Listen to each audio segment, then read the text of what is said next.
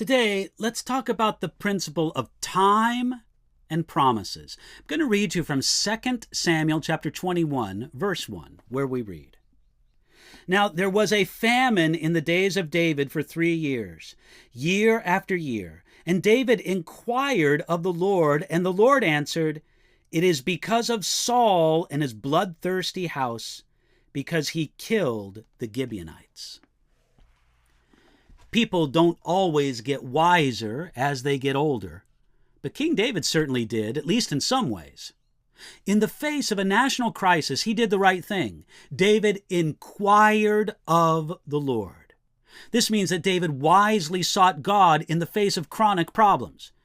David was concerned after the first year of famine, and even more concerned after the second year. But after 2 years of famine, didn't make him look to a spiritual cause. But after 3 years of famine, David inquired of the Lord. This shows that David didn't see a spiritual reason in every problem, but he did not shut his eyes to the hand of God in circumstances. The first and second year, he might see it as a general test of the kingdom of Israel. But as the famine continued into the third year, David thought that there was something in it more than ordinary.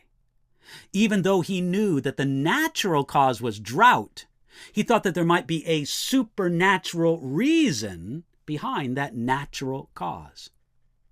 As David inquired of the Lord, God showed him the problem. He said, "It is because of Saul and his bloodthirsty house, because he killed the Gibeonites." Now, this massacre isn't recorded in 1 Samuel, but David didn't question that it happened.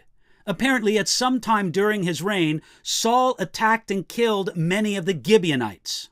The kingdom of Israel as a whole had some hand in it, either because they approved it or they didn't oppose it. And this made the kingdom of Israel a partner in the crime. And so the whole kingdom suffered under the 3-year drought. Saul's crime was worthy of judgment because he killed the Gibeonites. When David heard it, it was because of an attack against the Gibeonites. A chill probably ran up his back. He knew that they were a people especially wrong for Saul to attack and kill. You see, in the days of Joshua, more than 400 years before David's time, Israel swore not to harm the Gibeonites, a neighboring tribe. That's in Joshua chapter 9. God expected Israel to keep their promise, even though the Gibeonites tricked Israel into making the agreement. Saul's crime was not only in the killing of the Gibeonites, but also in breaking this ancient and important oath. The hand of judgment upon Israel in 2 Samuel 21 emphasizes several important principles. First, we see plainly that God expects us to keep our promises. But we also see that God expects nations to keep their promises. He held Israel as a nation to account for their failure to keep the Joshua 9 promise to the Gibeonites.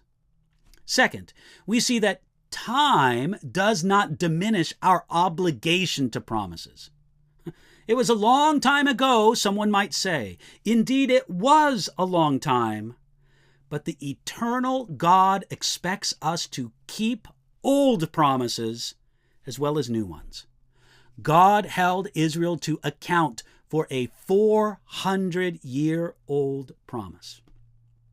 Finally, we see that God's correction may come a long time after the offense. Saul committed this crime many years before, at least 30 years before this time. God gave Israel plenty of time to see their error and correct the problem.